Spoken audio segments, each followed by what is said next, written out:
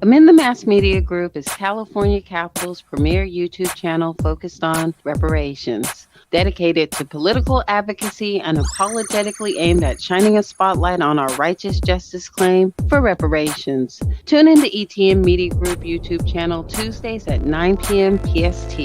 We do show intros, show outros, voiceover, script copy, 15 and 30-second promos. Check us out at etmmediagroup.com. That's etmmediagroup.com for more info and updates and to get involved.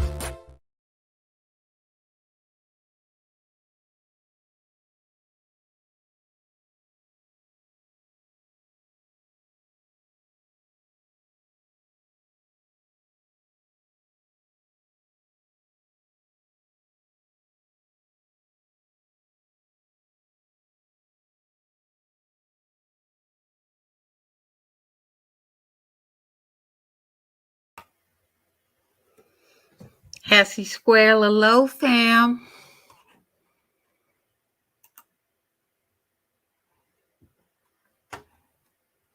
Hey, what's good, everybody? Back in the clap.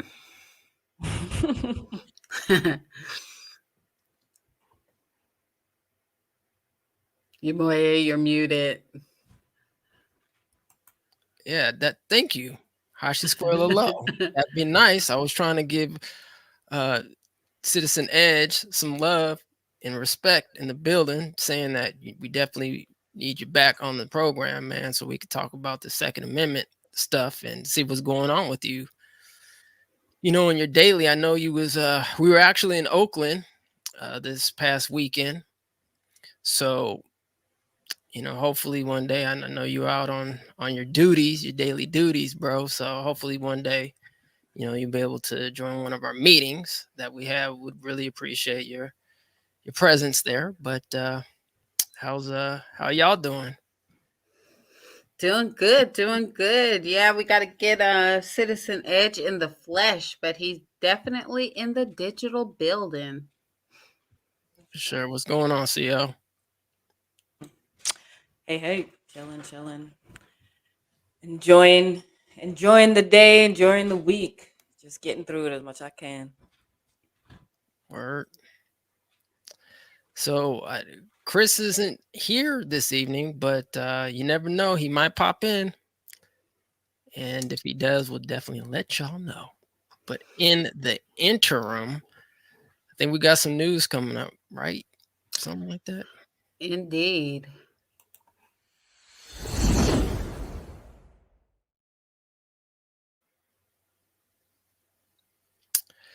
Shout out to Melba Van Peebles. He's now an ancestor. He passed away at the wonderful and ripe age at 89. So for those who aren't familiar with him, we're going to be giving you some information now about him. A fertile creative force, he wrote fiction and musicals, but is best known for a breakthrough movie that heralded the genre known as black exploitation. Melba Van Peebles, the filmmaker praised as the godfather of modern black cinema and a trailblazer in American independent movies, died on Tuesday at his home in Manhattan. He was 89. His death was announced by his son, Mario Van Peebles, the actor and director. And I must say, Mario Van Peebles, on his own account and merit, is a wonderful, not only actor, but a great director and writer as well. Mr. Van Peebles' fiercely independent legacy can be seen in some of the most notable black films of the past half century, from Spike Lee's She's Gotta Have It to Barry Jenkins' Moonlight. His death arrives at a moment when black storytelling has belatedly become ascendant in Hollywood. A Renaissance man whose work spanned books, theater, and music, Mr. Van Peebles is best known for his third feature film, Sweet Sweetback's Badass Song, which drew mixed reviews when it was released in 1971, ignited intense debate, and became a national hit. The hero Sweetback starred in a sex show at a brothel, and the movie sizzled with explosive violence, explicit sex, and righteous antagonism toward the white power structure. It was dedicated to all the black brothers and sisters who've had enough of the man. I didn't even know I had a legacy, he told the New York Times in 2010 when asked about his reputation and influence. I do what I want to do. May he rest in peace. May he rest in power. Ashe, ashe, ashe to Melba Van Peebles. Ashe. Ashe, ashe.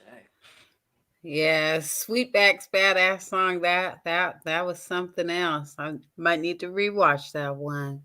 Yeah, I think we might even need to do a watch and sip. I don't know We if we do like should. hit like watch and sip maybe on Patreon or something like that instead of actually having it on YouTube, because it's got some explicit content in there and can't show that on YouTube for the little ones. Yeah, that So it does. All right, let's see. Haiti deportations justified because of COVID, Biden Homeland Security says. The U.S. Homeland Security Secretary Alejandro Mayorkas on Saturday defended the Biden administration's decision to send thousands of Haitians to a home country they fled because of natural disasters and political turmoil. Mayorkas told NBC's Meet the Press the removals were justified because of the coronavirus pandemic, a point disputed by advocates and public health experts. The Centers for Disease Control and Prevention, or CDC, has a Title 42 authority that we exercise to protect the migrants themselves, to protect the local communities, our personnel, and the American public, Mayorkas said. The pandemic is not behind us. Title 42 is a public health policy, not an immigration policy. Since Donald Trump's administration implemented Title 42 in March 2020, advocates and dozens of public health experts have called for its end. So that's why they say they're sending the Haitians back because of COVID. But let's take a look at what's going on at the southern border and what Pasaki had to say about the southern borders and those immigrants there. Why is it that you're trying to require anybody with a job or anybody who goes to school to get the COVID-19 vaccine, but you are not requiring that of migrants that continue walking across the southern border into the country? Well, look, our objective is to get as many people vaccinated across the country as humanly possible. And so the president's announcement yesterday was an effort to empower businesses, to give businesses the tools to protect their workforces. That's exactly what we did. But certainly we want everybody to get vaccinated, and more people are vaccinated, whether they are migrants or whether they are workers, protects more people in the United States. But it's a requirement for people at a business with more than 100 people. It is not a requirement for migrants at the southern border. Why? That's correct. Go ahead.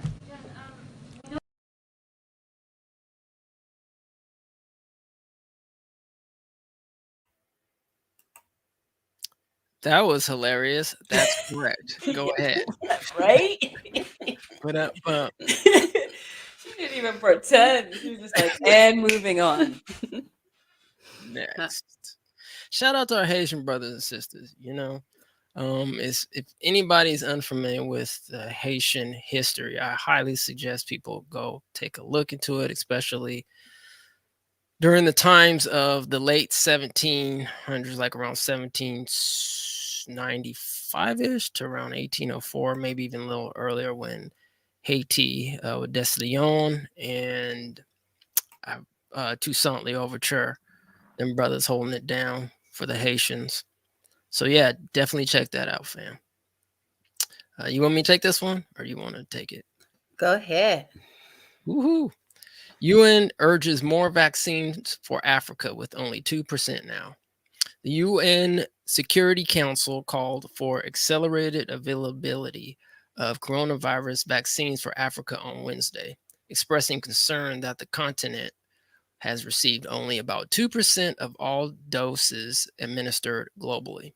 The call came in a presidential statement approved by all 15 members at a council meeting on promoting post-pandemic recovery in Africa and addressing the root causes of conflict on the continent. It reiterated the need for equitable access to quality, safe, I'm not even going to try to efficacy, I guess, and affordable COVID-19 diagnostics, therapeutics, medicines, and vaccinations to all.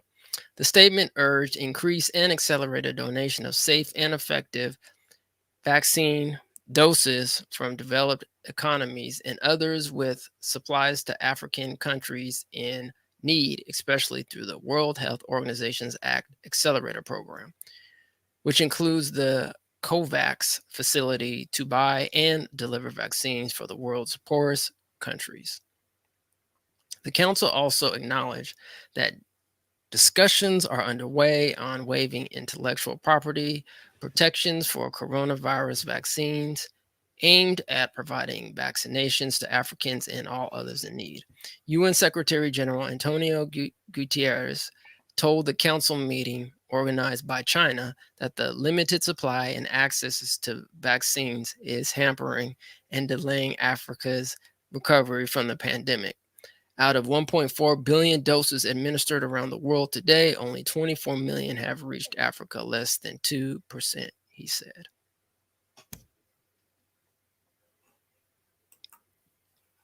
They're lucky. All right.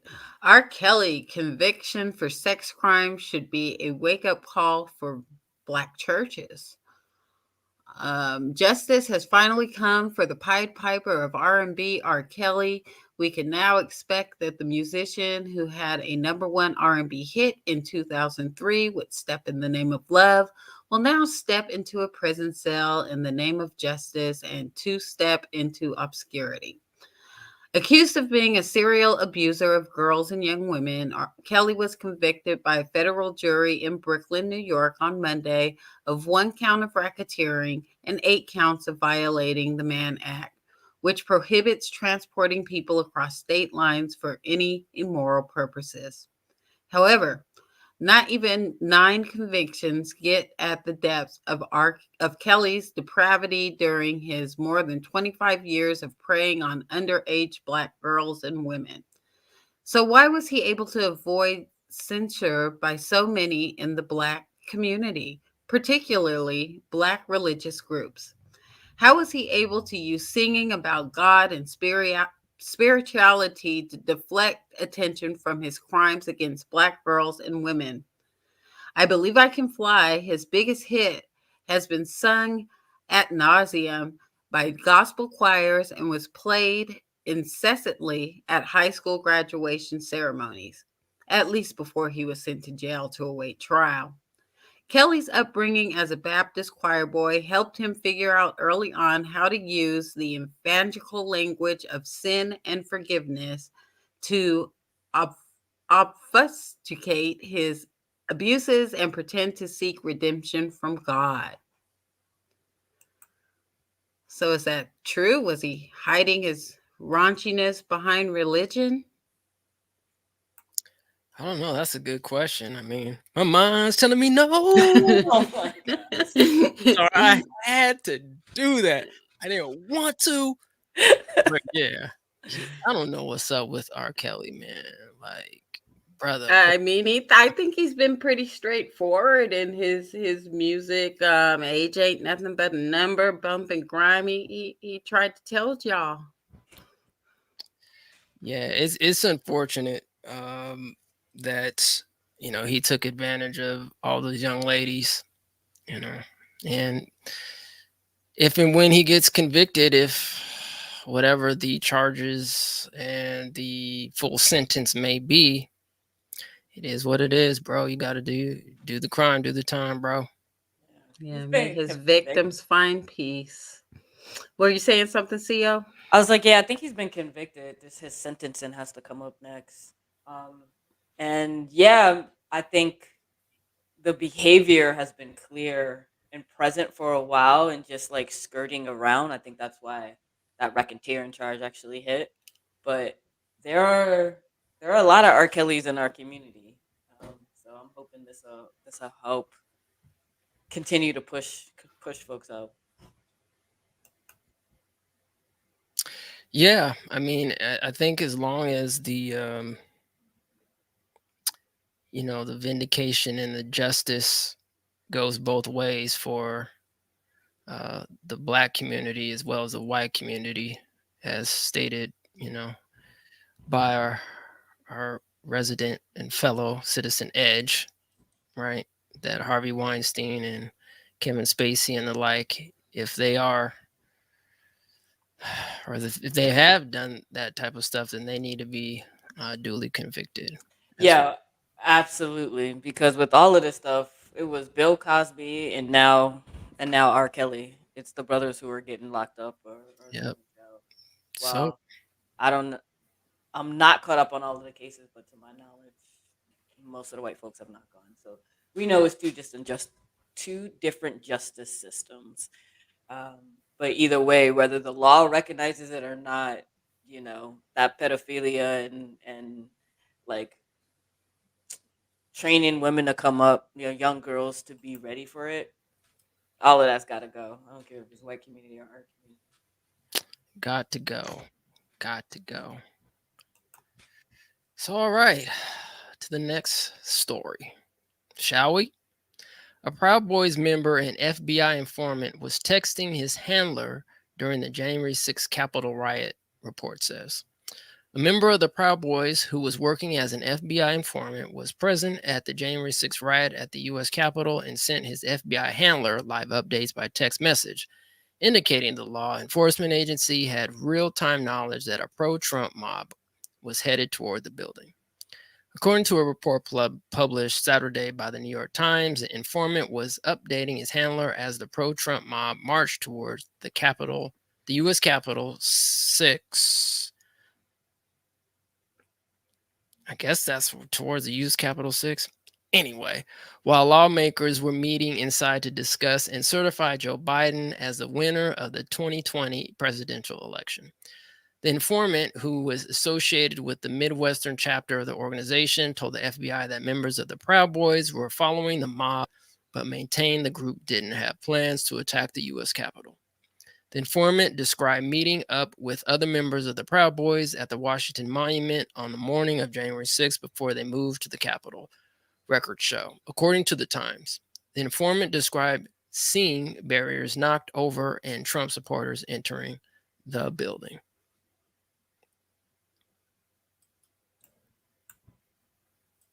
Yeah, they weren't even trying to stop that insurrection. Double standard. All right. So Amazon elects former Goldman Sachs executive and only Black member to their board. Edith Cooper is making history again after her exceptional role at Goldman Sachs as a Goldman Sachs executive. She is currently the only Black board member at Amazon after the departure of Roz Brewer a few months ago. Besides Goldman Sachs, Cooper has been an executive at Etsy, PepsiCo, Slack, MSD Acquisition, and EQT AB Group. Amazon's new changes come in a time when the company was called out for lacking diversity in its high positions, as reported by Vox. Moreover, there have been complaints of discrimination, unfair treatment, and racism among Amazon's workers after Amazon's interview more than 2 months ago. Some workers said that Amazon's human resource manager was also part of the social injustices they went through. Bloomberg noted that the situation at the company may be corrected after Amazon promised to increase the number of Blacks in its high positions as it considered adding female workers as well. So Amazon has had no Black board members up until now. Wow. Yeah, I'm wondering if this is just a pressure hire instead of it actually being. And I don't know her qualifications at all, but just based on what this story says right now, this news article says, I mean, obviously she's qualified. So I guess my question is, why wasn't she hired, prior to this, or Vox coming out and with their story and all these other complaints? You know, I why think now? I think we know the answer to that. All right, that's in the news.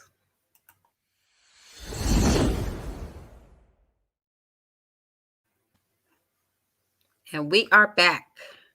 We are back. So I guess we'll get into it. We're about almost half an hour into the program. Making great time, great progress here, family. But hopefully everybody has seen the 2-day CA Task Force, CA Reparations Task Force here in California on September 23rd and 24th. But we're going to do everyone a favor who hasn't seen it, but I suggest everyone to go watch it because it's very informative. But we're going to give you some highlights, maybe make a few comments.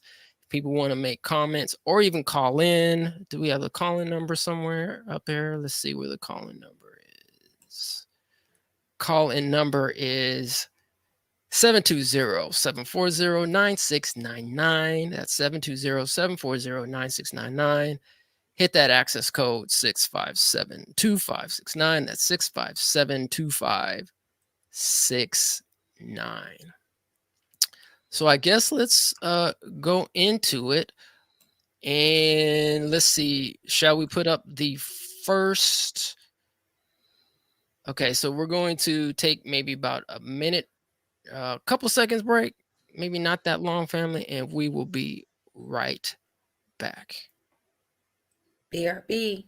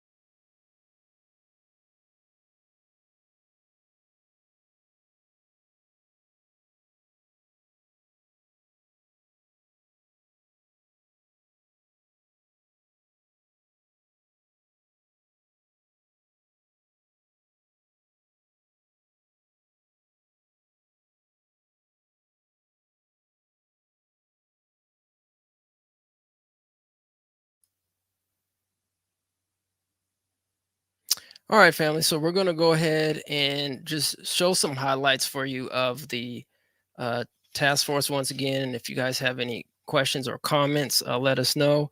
The first clip we're going to play for everyone is Dr. Grill's community engagement plan. So let's go ahead and roll it, shall we? Here we go. We will discuss agenda item number 4, further consideration of community engagement. So at our last hearing, we had an open discussion about our community engagement plan. Since we last met, task force members were sent a draft scope of work from the UCLA Bunch Center, and it included, among other materials, that member show grills will share with us. So at this time, I would like to recognize Member Grills, who will give us an update and introduce Professor Michael Stoll. Member Grills, you are recognized. Thank you very much. So I'd like to start with providing everyone with an overview of where we have grown and moved since our last meeting. I'm going to share my screen. However, share screen, this one, okay. Can everyone see my screen okay? Yes. Okay, thank you. So I'm sharing with you now an update on where we are at with the California Reparations Task Force in terms of the community engagement strategy. First, I wanted to note that we are operating within, and we're mindful of the fact that we're operating within a very broad socio-ecological landscape. at the heart of our focus, of course, is African American descendants of enslaved Africans. But this is a reality that exists within a broader scope, which is we coexist with people of African ancestry in the state as well as in the country. There are reparations activities happening across the state in different counties and cities, and there is a national landscape of activity happening around reparations. In addition to that, there's the international landscape. Why do I share all of this? Because there are intersecting sources of information that may emerge in the community engagement process. In terms of the listening sessions, we are targeting about 12 listening sessions that will be spearheaded by a series of anchor organizations that will lead the community engagement process because of their understanding of and their networks in the state, understanding the needs and the issues and concerns of Black constituents. We want to make sure that this communications, messaging and marketing strategy is an integral part of the community engagement process. And I'll say more about that in a moment. And we'll have our anchor organizations joined by what I'm calling tier 2 local organizations, who are actually essentially on the ground, boots on the ground, connected to various constituency groups, able to mobilize members of their constituents and bring them to the listening sessions. So how the process works is pretty similar to what I described before, which is that we would have these series of anchor organizations who have vast networks and a presence in the state around the Black agenda issues, and that we will then move to connect those anchor organizations with a tier 2 local organization or series of them to make sure that there was a nuanced understanding of the needs of the folks in that regard. And then we have different areas of foci, but essentially how the process will work is that the anchor organizations will provide information to a communications entity to provide education in advance of any listening session so that there's a shared level of understanding about what the task force's mission is, and then to give basic information from different perspectives about what is reparations, what are the harms that have been done, and then from there get the input of the community that will then be directed back to the task force via summaries and analyses by the Ralph Bunche Center, which would be hosting the anchor organizations and the logistics processes involved in community engagement. So the different areas of foci, these are again examples or samples. They would be finalized through the input of the anchor organizations and the tier 2 local organizations, but could be regional focused listening sessions for folks who are systems involved, definitely listening sessions that are focused on the needs of Black farmers, economics, housing, employment, etc. Again, the community engagement process will walk hand in hand with a communication strategy.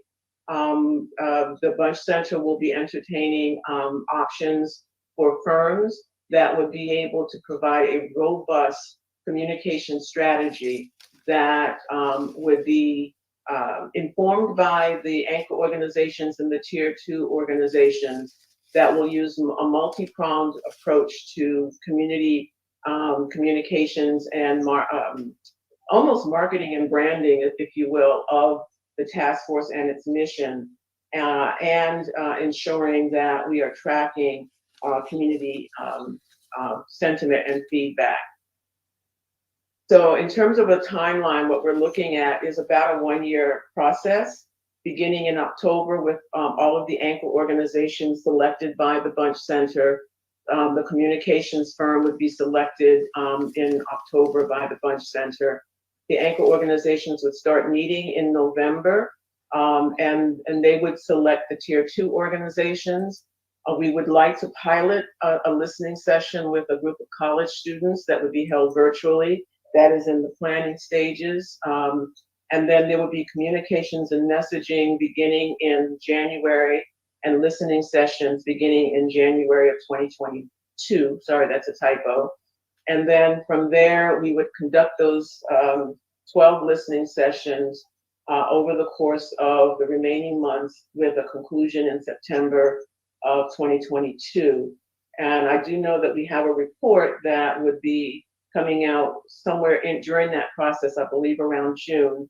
And findings to date can be shared in advance for that particular meeting. So the final comments that I want to share is that our time frame is about a 1-year process, 12 listening sessions, and the Ralph Bunche Center would be providing a number of services, including selection and launch of the communications firm and strategy, the anchor organizations, and the Tier 2 local community-based organizations, with input from the anchor organizations, managing the listening session logistics, the who, what, when, where, and then also documenting, analyzing, and extracting themes from the listening sessions, and providing data from listening session surveys that they will provide.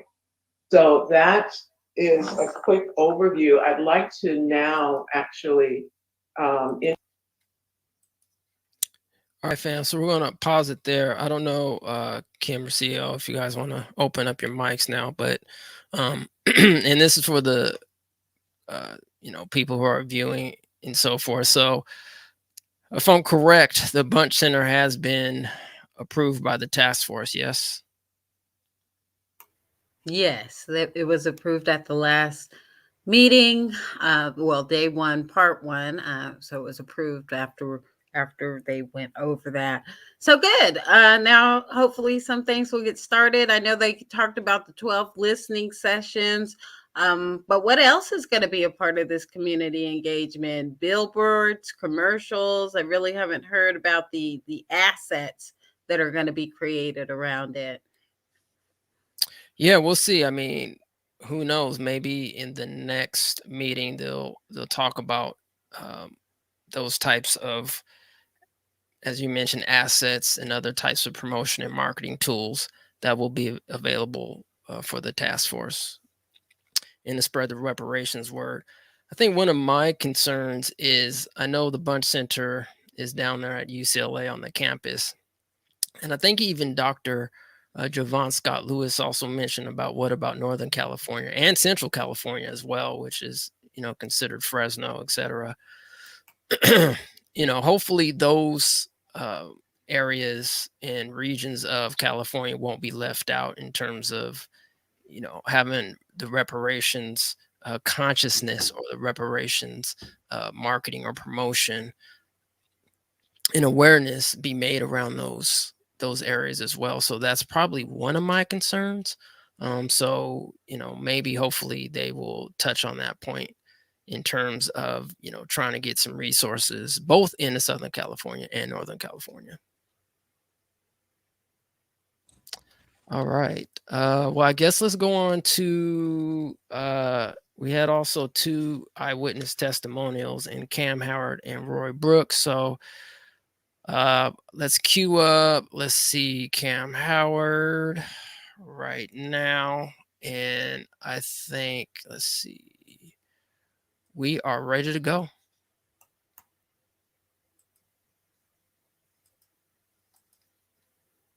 Take comments and questions from the task force for the remaining 30 minutes. And then we will conclude at noon, where we will then have a lunch break. So at this time, I would like to recognize Cam Howard. Welcome. You have the floor. Thank you, Madam Chair. I would like to begin by first thanking Governor Newsom for signing this legislation into law and creating the task force. Congratulations on this win.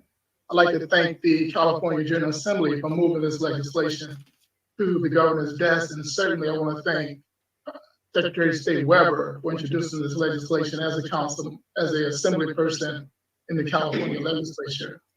Also thank the task force for inviting me here today.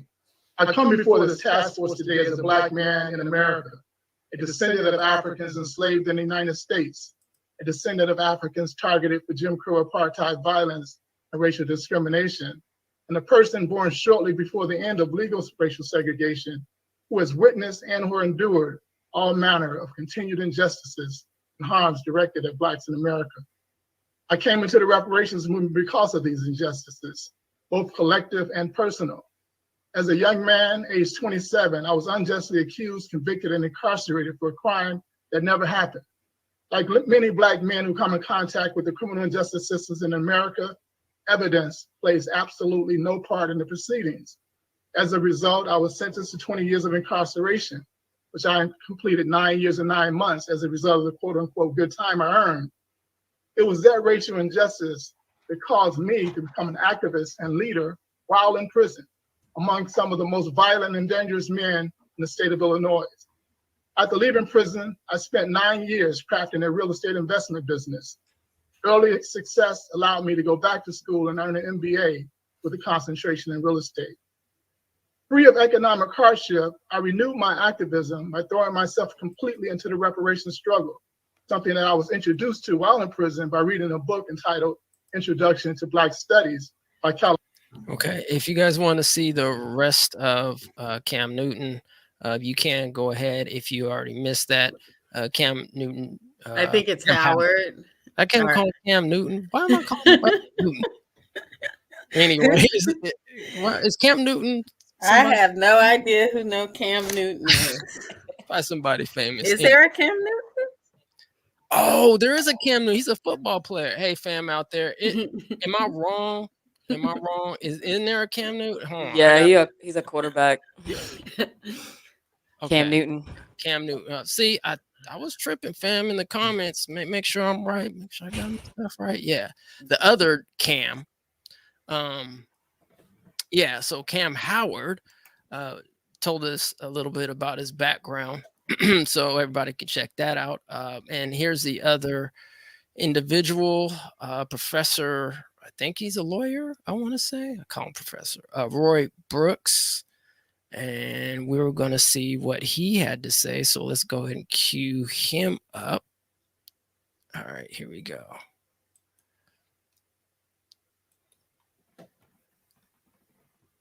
Thank you, Mr. Howard, for your expert testimony. We will now go to Professor Roy Brooks. Professor Roy Brooks, you are recognized. Thank you. Thank you very much. Perhaps I should say a bit more about my background before I go through my statement. And I'm just going to highlight aspects of the statement. I assume that people have already read that. I graduated from Yale Law School, where I served as an editor of the Yale Law Journal. Upon graduating from law school, I clerked for a federal judge, and then I worked for a time as a corporate lawyer on Wall Street at the firm of Cravath, Swain and Moore, before becoming a law professor at the University of San Diego Law School.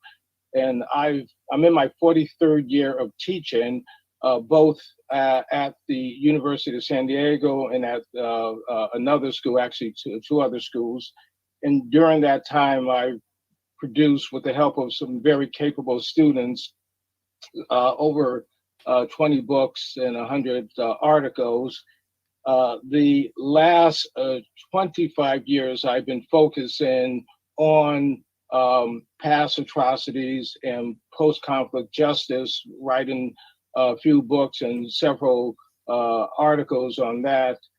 And I got into the study of past atrocities, of redress, and I do refer to it as redress rather than reparations, because reparations is just one way of responding to a past atrocity, one way of effectuating post-conflict justice. There are. All right, so we heard from Roy Brooks there, and if anybody wants to hear his full testimony, you can at that particular time. He did have a reference to KFC. I just want to put that in there, so you definitely want to check that reference out. And I know there was some discussion during these meetings about the expert testimonies, and who picks them. Are these task force picks? Are these DOJ picks? Where are these people coming from? So I know that there is some, concern about that in getting the expert witnesses. Yeah, we'll see. We'll see what happens within, the next few meetings to see if those lines of communications can be resolved. But I think those are the last two, right? Cam, I Howard, believe so. right? So let's go to Day day two? one. Yes, day Day two. one, part two. Yep.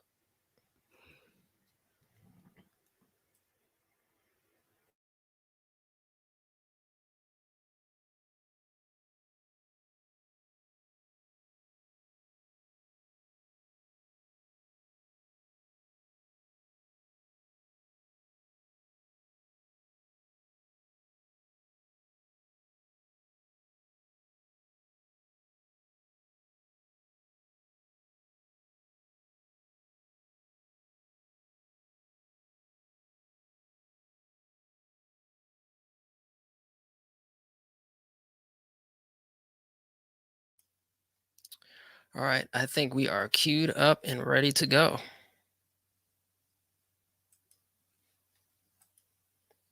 Let's do it. Struggle for equality. And last but certainly not least, John Burgess. Jonathan Burgess is a real estate broker and the co-owner of the Burgess Brothers brand. Mr. Burgess is a California native and a fifth-generation direct descendant of enslaved people who worked the gold mines in Coloma, California. Professor Berry will begin with her statement and will have 20 minutes. Then Professor Stacy Smith will begin with her statement, and she also has 20 minutes. And then John Burgess will have 10 minutes. And then the task force will ask these three experts any questions they have or make any comments they have. And we have an hour reserved for that. Now at this time, I would like to recognize Professor Berry. Thank you so much for having me. Good afternoon, everyone. I appreciate the opportunity to testify about the history of slavery and the two systems of slave trading that had a significant impact on our history, the transatlantic and domestic slave trade. But before I begin, I turn to the enslaved. When asked about her experience with slavery upon reaching freedom in Canada, one woman who would only give her name as Mrs. said, quote, "For those who wish to apologize for slavery, I ask that they go and experience it for a while." These words struck me when I first read them. They humbled me and continue to keep me centered when I write about this institution and when I teach about the institution of slavery. I am the daughter of the state of California. I was born and raised in Northern California, and I went to college in Southern California at UCLA. So it is an honor to be in front of this body. I'm also honored to come and testify as a descendant of the enslaved. This is a tough history, but it is American history. As noted, I am the Oliver H. Radke Regents Professor of History at UT Austin. I am the first scholar of color to chair the department in the department's 133 years of history, male or female, and I'm honored to do so.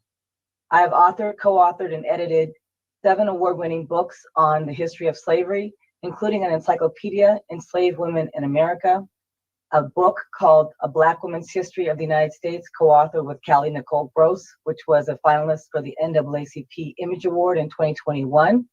And my favorite, The Price for Their Pound of Flesh, the value of the enslaved from womb to grave in the building of a nation. And that is what serves as the foundation of my testimony to you today. All right, so we'll stop there. If you guys want to take a moment out of your day to listen to the rest of her testimony, you can. So let's go on to, I believe her name is Stacy Smith. So let's see what Stacy Smith has to say. Here we go. Saul made a deep impression upon my mind. My intention was diverted from myself by sympathy with others. Thank you very much. Thank you, Professor Berry, for that incredibly moving testimony. Thank you. Well, now, thank you. I would now like to acknowledge Professor Stacy Smith. You are recognized. Thank you.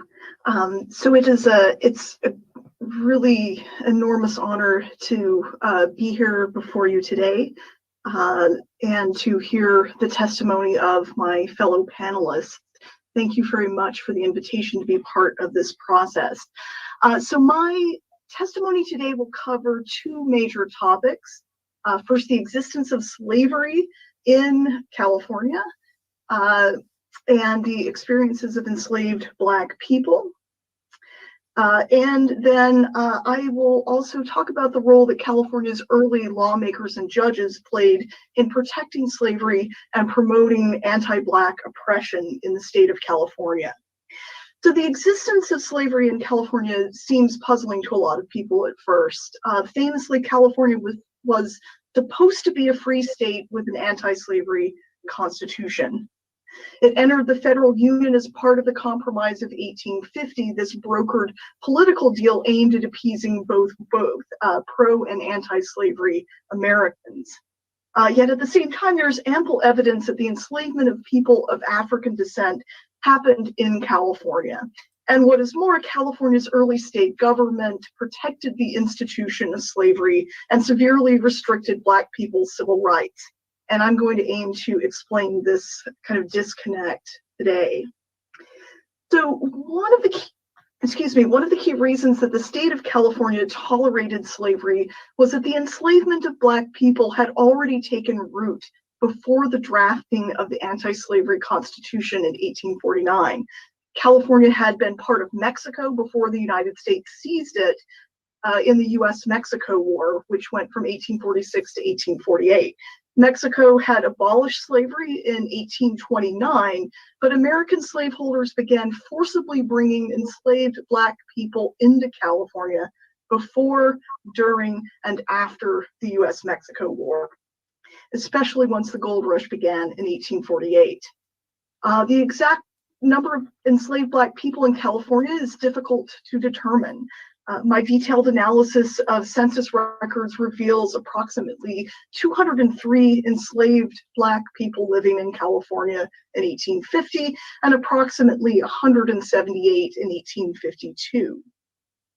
These are almost certainly undercounts because Gold Rush census records are notoriously incomplete. Given the fragmented records, I support the findings of a historian named Rudolph Lapp, who estimated that at least 500 to 600 enslaved Black people lived in California during the gold rush. Now, each of these enslaved people almost certainly suffered traumatic uprooting. Going to California meant a forced separation from family, friends, and community by a distance of thousands of miles. And even though slaveholders framed this separation as temporary, most gold seekers spent at least 2 years in California and usually many more years due to the distance and difficulty of the journey.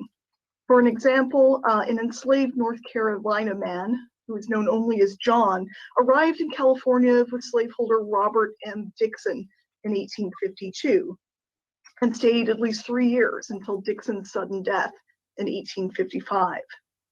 The historical record is silent about whether John ever returned to North Carolina.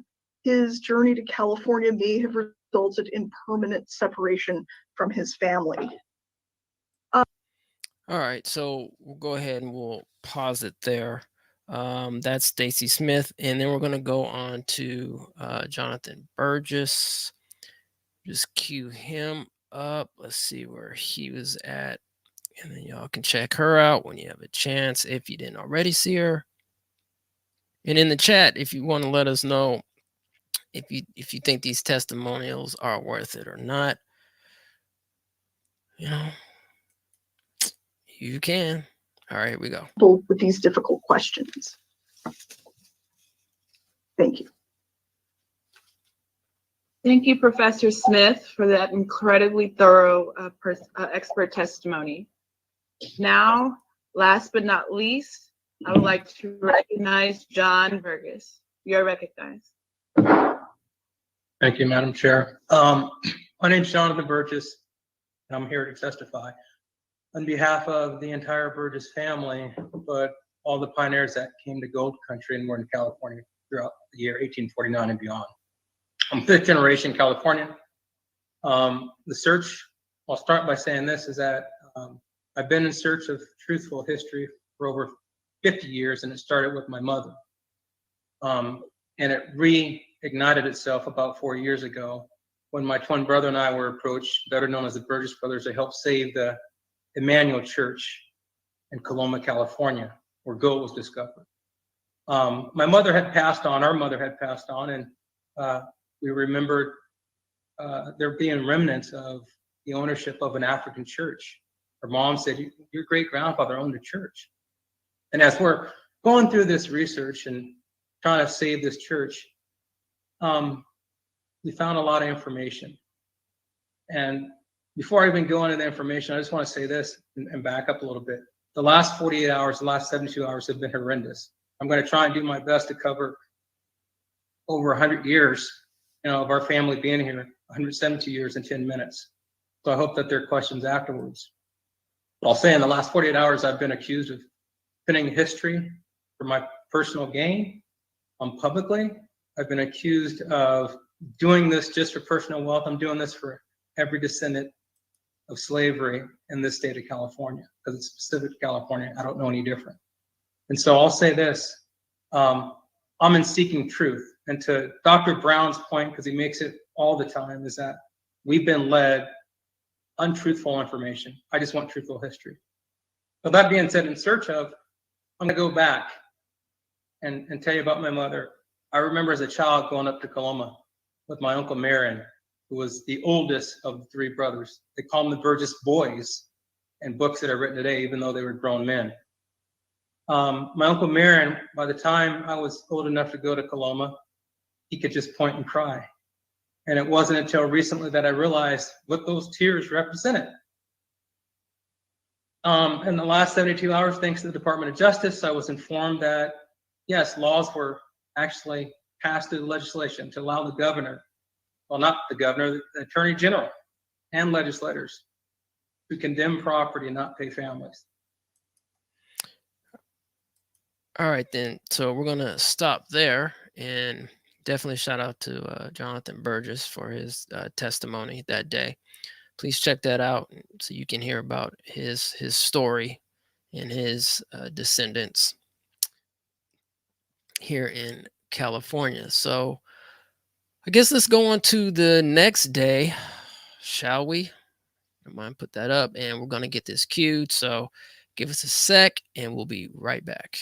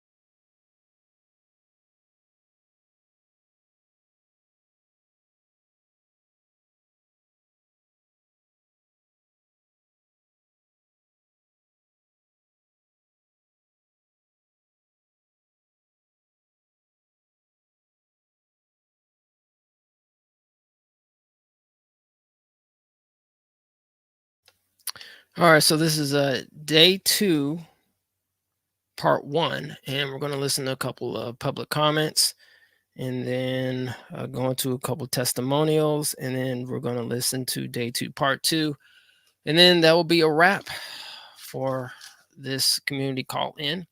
But let's go with day 2, part 1. Listen to a couple of these comments here. Here we go.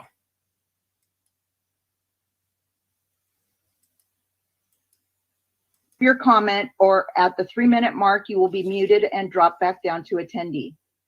We will accept the raise hand feature as they come in. Once the person in front of you is done speaking, I will say your name to prompt you, and you may begin speaking. Please note that there is a 20-second delay between the attendee and presenter are educated being promoted to parts of yes. Please note that there. Sorry, We can family. hear I'm you. trying to get directly So to it. much. Okay, we're good. My name is Angela Nirvana, and I thank you for allowing me to speak. As an educated woman whose experience of institutional systemic racism is lived, not perceived, I found some parts of yesterday's meeting to be highly, highly offensive. I couldn't sleep. Why is it when it comes to some of us who are educated, we are so far removed from the grassroots that we've actually convinced ourselves that the majority of us will spend our reparations on Kentucky Fried Chicken? And even if we did, in the words of Jesus, what's that to you? This kind of sentiment for those who benefited from our affirmative action is unconscionable. You see, you can't have it both ways. We can't be smart enough to pull ourselves up by our bootless straps since our emancipation, and too ignorant to learn financial literacy, which is a part of our reparations demand. We're not just demanding cash repair, we have a whole Black agenda. As for how long it will take to repair us, that's not our fault. Had our 40 acres and a mule not been given to white folks by way of the Homestead Act for 93 years, had we not been lynched and burned out of our Black Wall Streets all over the country, we wouldn't be here. It is not our fault the debt is so high. We're being lynched to this day by the egregious legislation or lack thereof that has afforded white folks and immigrants to share in over $100 trillion in household income, while 90% of us share less than $700 billion since COVID. And our ancestors' heinous chattel slavery was the seed money. The reparations I'm fighting for is for slavery, Jim Crow, and accrued ongoing systemic racism, oppression, and disadvantage in the country our ancestors built with their lives. Unakin to the benign neglect belief of our elected officials, anti-Black racist sentiment is the backbone of America, and we don't have enforced protections. And slavery still exists in the South. Check out the Cotton Picking Troop documentary on Prime and be mortified. Stop telling us you don't have the money to repair us when I see this government giving away our reparations in the trillions on incessant wars, COVID relief, and to make immigrants comfortable while giving us Juneteenth and hip hop holidays. Check out the New York Times bestseller, The Deficit Myth. And by one of the presenters' own international law definition of reparations, what happened in Evanston, Illinois was a housing voucher at best, with so much red tape attached to it. I don't know if the 16 recipients were able to use it. I show up here like a second job to ensure that doesn't happen here. As for the chat being turned off because of alleged anti-Semitic remarks, if you can put a man on the moon, you can get a moderator for this chat or change your application. We are tired of these racist biases against our voices being muted via your inbox, while other groups have free reign to attack us publicly, physically, and verbally. To all of us on this call today, let me help you. Angela, thank you so much that your time your time is up. Thank you so much for your 3-minute presentation. If you have additional comments, please feel free to email us at the reparationstaskforce@dlj.ca.gov. Thank you so much for your comments. All right. In the sake of time, I want to know from my fellow panel members, should we continue with some of these comments, or should we just get straight to the? Well, by the way, Angela Nirvana was on fire. On fire. On fire. She was on fire. So I encourage everyone to go back through and re-listen to what she was saying and take up her references, go handle what she just dropped the mic. There's nobody else we need to listen to.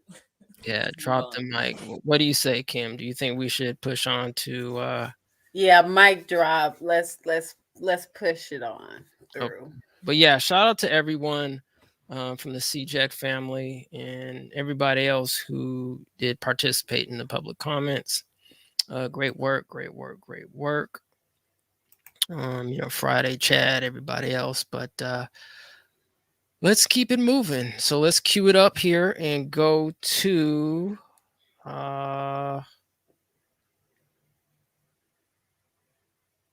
let's see. All right, I believe it's Janice Scott, I want to say here.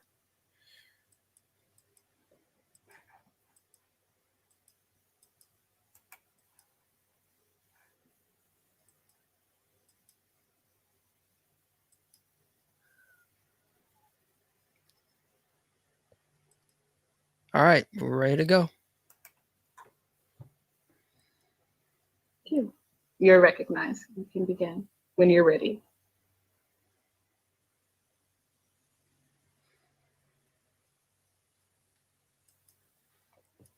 Hello, my name is Dr. Jamie Scott, and I am a research associate with the DOJ.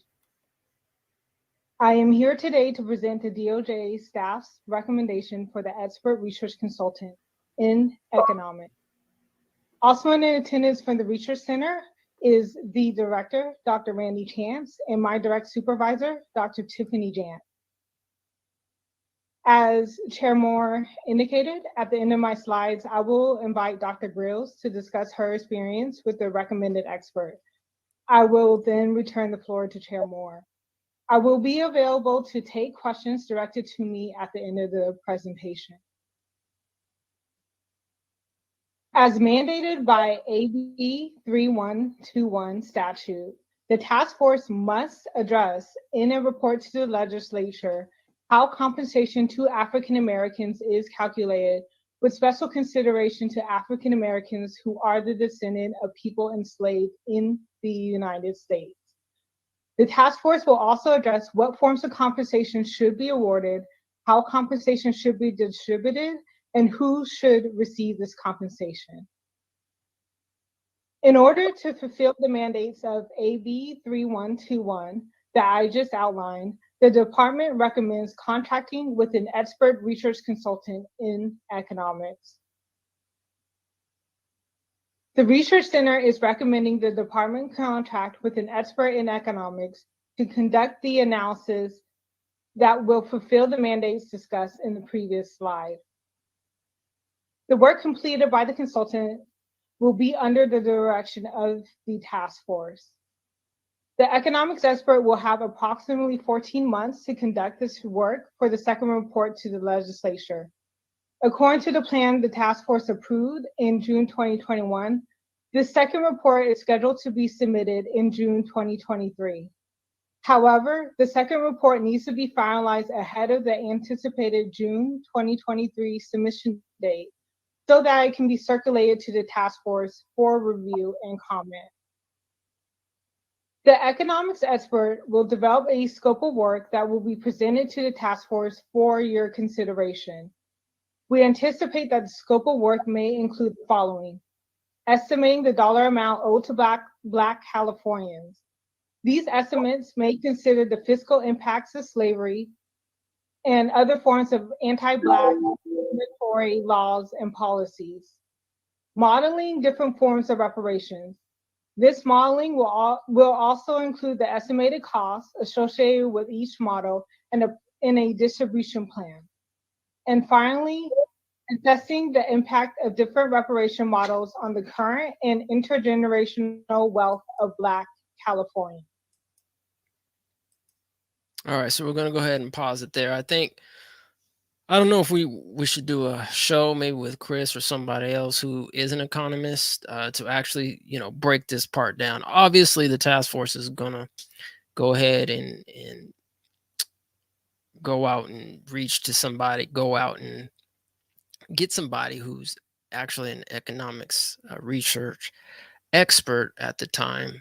I know there's some names that have been thrown out, but I don't want to say any names on this platform because I don't know, and I'm not going to say anything that may or may not be true. So we'll see who the task force actually does recommend, hopefully within the next few meetings, because this is very, very, very important. All right, so let's go to the first eyewitness or the witness expert. I believe it's Douglas Blackman or something like that. Let's see. All right, here we go. Element of American life long after slavery's ostensible abolition, and how the continuation of forced labor practices ultimately injured millions of Black citizens and others in some parts of our country deep into the 20th century and continue to shape the contours of American life even today. First, I should quickly summarize the history and narratives contained in my book and the subsequent documentary film, Slavery by Another Name, The Re-Enslavement of Black People in America from the Civil War to World War II. It recounts how involuntary servitude was resurrected after the Civil War, first through the judicial system, and then metastasizing through all of Southern society, how this system of what I call neo-slavery flourished with force and brutality in varying ways that circumscribed the lives of millions of African Americans deep into the 20th century and encouraged the spread of white supremacist beliefs and devastating racial discrimination by white Americans in every region of our country. All right, so we're going to pause there. We got to kind of push the time up here because, obviously it's getting late. So we do appreciate everybody for hanging in there with us. So we're going to go to the next, let's see here. Let's go to the next person. All right, here we go. And to look into this issue. And I hope that I look forward to learning more about the findings of your inquiry in the months ahead. Thank you. Thank you, Professor Blackman, for your expert testimony. We will now turn to our next expert, Professor Parman. You are recognized. Great. Good morning, everyone. Thank you so much for the opportunity to speak with you and contribute to the really important work that you're tasked with. My remarks are going to focus on the Great Migration from my perspective as an academic economist. I received my PhD from Northwestern University in economics. I've taught at UC Davis. In their econ department, I'm now at William & Mary. My research focuses on the relationships between education, health, and race, largely in the early 20th century, with multiple projects directly related to the Great Migration. I want to emphasize that my comments will focus squarely on the scholarship of economists regarding the Great Migration. The detail I offer an incomplete story without the contributions of sociologists, historians, political scientists, journalists, and importantly, the lived experiences of the individuals who took part in the Great Migration. These are all viewpoints I know the task force is gathering. The work I will highlight sheds light on very specific pieces of African American economic outcomes, but the way those pieces fit into a whole is a complex story beyond the scope of this testimony. The economics literature on the Great Migration has been steadily expanding, particularly in the last decade. This growth is due in part to newly available data sets, but also to a gradual, though certainly incomplete shift. All right, so we're going to go on to the next person here. More, I think Ms. Wilkerson is still logging on. Perhaps we can. In the 1940s, 50s, and 60s, as a result, oftentimes of their success in the kinds of endeavors that Professor Parman was just speaking about in the job market and issues around housing. My comments today focus on the racial terror that African Americans experienced in California in the 1940s and 50s and beyond. And mostly I'll talk today about Southern California families, though the acts of violence that I'll be describing happened across the state. This testimony that I'm giving is based on my research that I did on racial terror for my book, West of Jim Crow. I'm going to be focusing on the Ku Klux Klan in California. And it's important to say that while the Klan might be one of the most visible groups that attacked Black homeowners, Black workers, and Black families in California, just one group. Expert testimony. Okay, we're going to go on. We will now recognize our next expert, Ms. Isabel Wilkerson. Welcome. You're recognized, and you can begin your expert testimony when you're ready. Thank you so very much. I am Isabel Wilkerson, the author of The Warmth of Other Suns and Caste, The Origins of Our Discontents. I am the daughter of survivors of Jim Crow. I am a daughter of the Great Migration.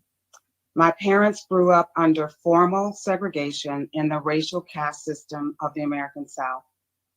And my ancestors before them were either born into Jim Crow or into enslavement. I am the direct descendant of the history and legacy of both suffering and strength, of trauma and transcendence. I was raised directly by people who defected the Jim Crow South to pursue their dreams in the North during the Great Migration. Okay, we're going to go they on to would the be next calling one. for reparations themselves. Thank you so much for inviting me to testify, and I look forward to your questions. Thank you. Thank you, Ms. Wilkerson, for your moving expert testimony. I would now like to recognize Bertha Gorman for her personal testimony. And Ms. Gorman, you can begin your testimony when you are ready. Thank you. Thank you so much, Madam Chairperson. And I am just so thrilled to have heard Isabel Wilkerson. That was phenomenal. I've just read her books, and she is just a treasure. I also am so grateful to this distinguished group on the reparations. And I would like to say good morning to each of you. I'm Bertha Gaffney Gorman, and I'm honored to have this opportunity to tell my family's story. I hope our story will further the understanding of the legacy of harm, the PTSD that our people suffer caused by my ancestors and their descendants as a result of their enslavement in South Carolina and in Texas, and the discrimination that followed them from Texas to New Mexico to California. My paternal family's enslavement can be traced back to the early 1800s to Charleston, South Carolina, where they were enslaved by white Irish immigrants whose family came to New York in 1797. Records show that Peter and Martha Gaffney owned slaves in New York, but left the city when slavery was officially ended there and moved to Charleston, South Carolina, where slavery was in full force. They already were rich when they arrived in South Carolina, having made their fortune in mercantile in New York. In South Carolina, they expanded their wealth with the ownership of humans. They profit from their labor of the enslaved people who work for them and whose labor they contracted out and whose bodies they sold. A few years before the beginning of the Civil War, the Gaffneys decided. All right, family. So we're going to go ahead and we're going to move to day 2, part 2. And we're going to wrap it up. So we really appreciate everyone, hanging in there with us. And if you do have a chance, we do highly recommend watching streamed on our channel.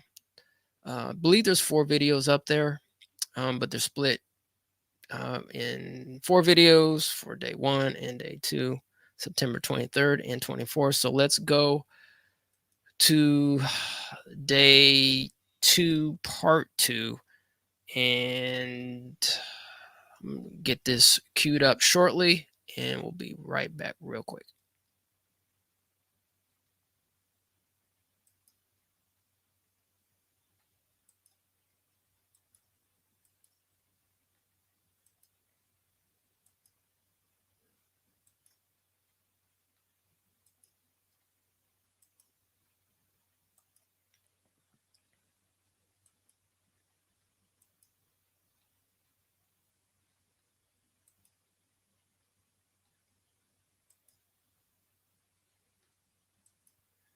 All right, let's go.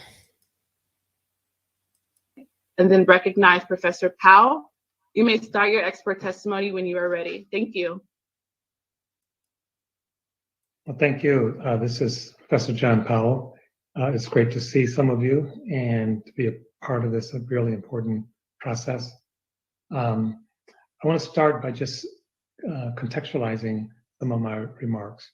I'm going to be talking primarily about civic engagement and voting throughout the country with some reference to California.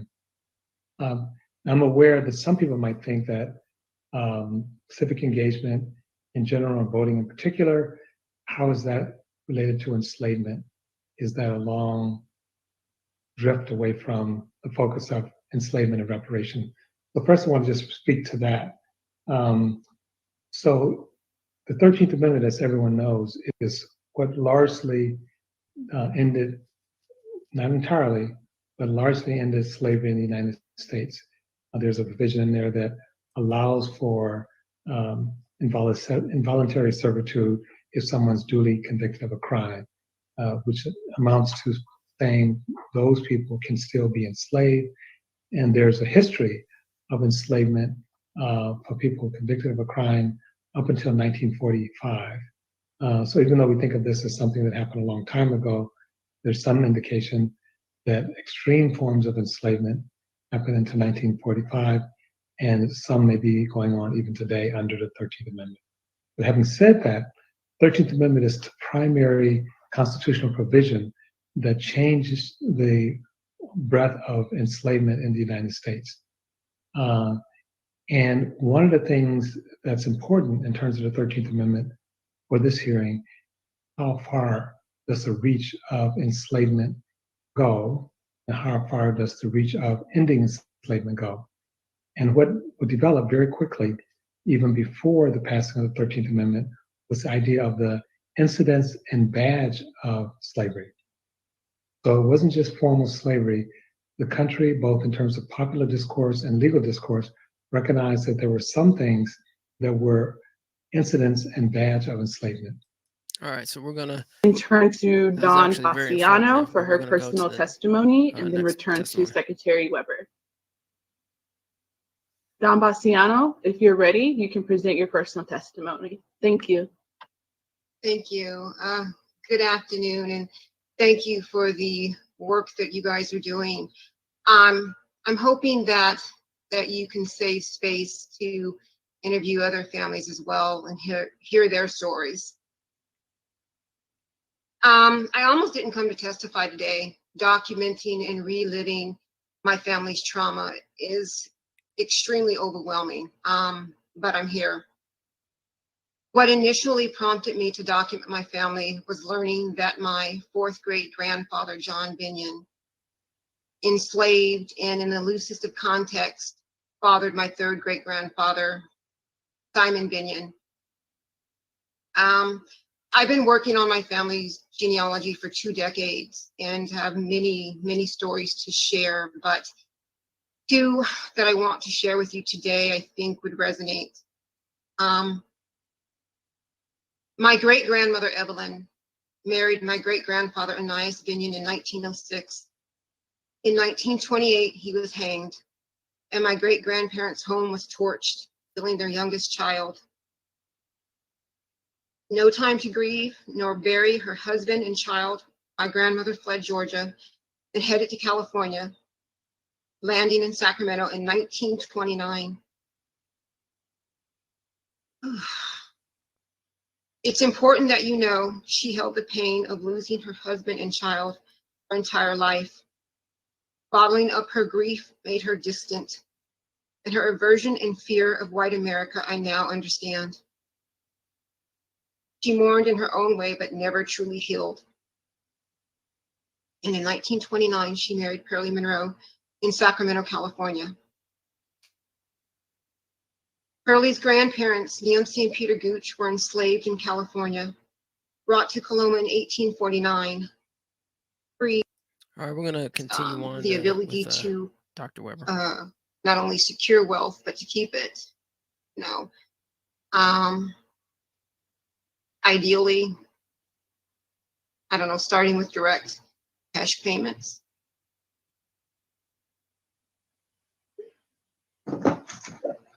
Thank you, Ms. Bassiano. So I see that Secretary of State Shirley Weber has joined us. So Secretary Weber, we are looking forward to hearing your expert testimony, and you may proceed with your testimony when you're ready. Thank you. Can you hear me now? Yes, we can hear you clearly. You can, okay. I'm not sure what happened. I've been on for a long time. Evidently something went wrong. I want to thank you for your patience as we try to do this. And as I said, I appreciate the comments of the sister who spoke before me, and her story is familiar to many of us, and the pain is real. And I think when we all reflect on it, we try not to reflect that often on it because it is so extremely painful. I've been asked to just generally talk about, some have asked me to talk about my encounter in California and the kinds of things that I think are extremely important and influence where all of us are. over the years, I've tried to figure out my family. And when I say figure it out, not so much the details of who's in the family and who's not in the family, but sometimes to try to understand some of the issues that exist and the pain that people feel and the limitations that folks have had over the years. I ran upon a reality that concerning, obviously my father was a sharecropper and worked in Hope, Arkansas, and had to leave the South because his life was threatened because he was demanding some sense of equity and fairness in Arkansas. And I've often wondered about his father that I knew as a child, who was always sometimes very mean and very much of a disciplinarian, always very fearful of white people. And I never could understand that as a kid. I couldn't understand it. Now, obviously, his sons that he had eventually all left Arkansas because of the harshness sometimes of his father that was in relationship to what was happening with the power structure in Arkansas. As a historian for 40 years working at the university, I came upon a number of discussions because I did my work in Marcus Garvey in the 1920s and knew much about the riots of the Red Summers of 1919 and what have you. And oftentimes those summers are focused upon, St. Louis and Chicago and those kinds of places.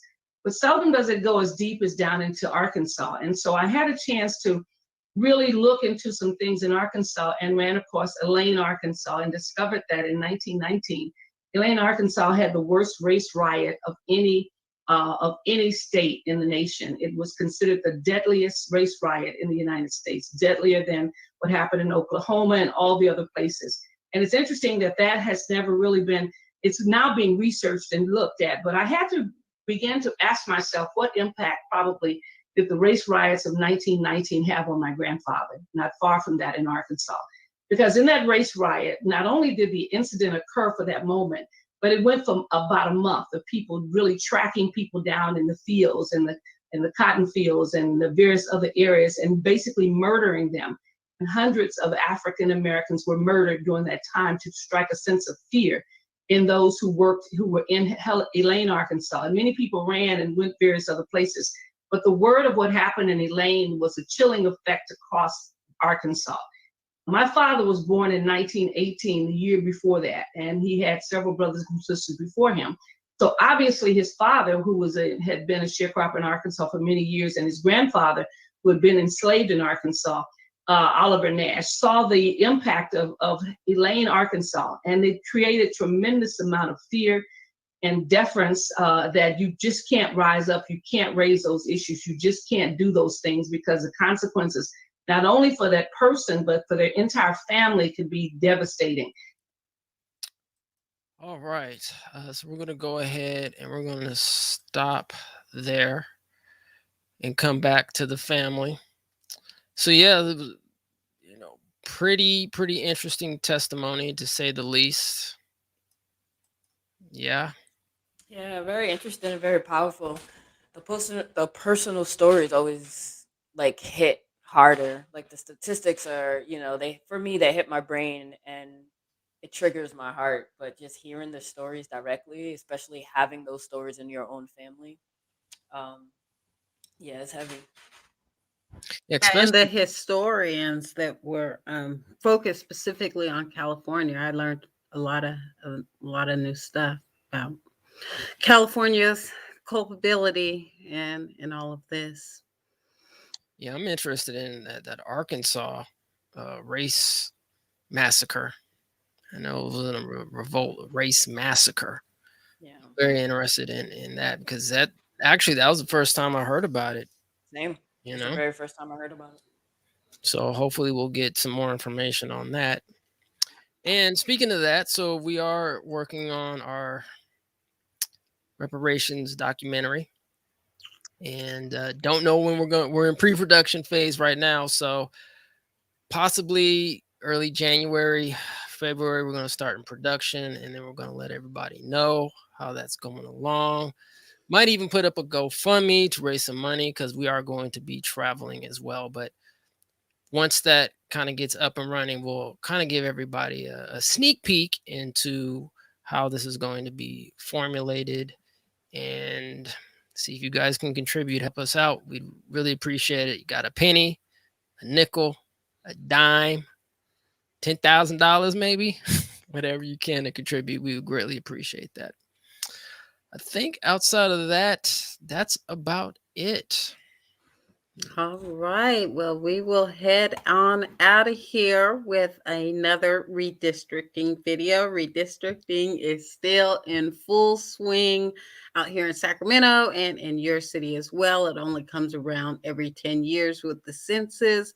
So I encourage you to get involved and see what they're doing in shaping your city. Peace.